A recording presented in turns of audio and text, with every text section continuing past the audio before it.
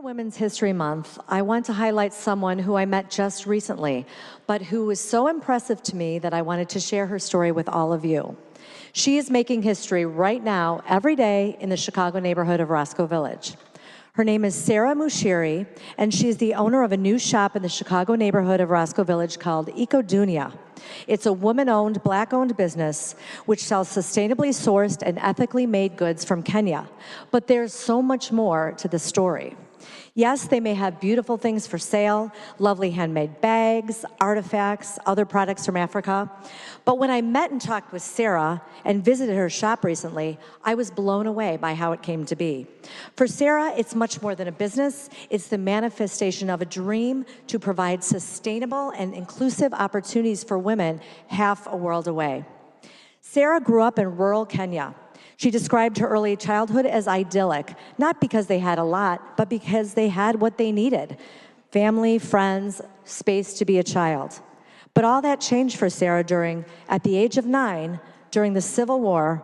She was displaced and her family forced to live in the slums of Nairobi. She and her family were crammed into quarters, facing daily struggles where she, her family, and neighbors had few resources and opportunities. But it was that experience that put this amazing woman on a path to lift up her home community and provide people living there with opportunities to thrive. Resourceful and super smart, Cera found her way to study at UCLA, where she focused on international development and entrepreneurship. Driven by her early life experiences, she wanted her efforts to create dignified work opportunities for those who had been left behind by our global economy. After literally years of planning, creating, and a lot of trial and error, she opened a workshop in Nairobi, managed it from Chicago, where she employs over 10 women from Kenya and trains them to become artisans, creating beautiful bags made of canvas, leather goods, which she sells at Ecodunia, along with other handcrafts, soaps, and teas from Kenya.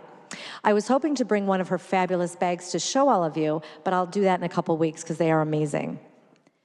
It took so much hard work, creativity, and commitment to get her workshop and store up and running and to keep it going strong. She just got a brick-and-mortar location in my community. But she is changing lives, and she has forever impacted the women she employs in Kenya. They now earn a good wage, and they can provide for their families. That's a real change for them.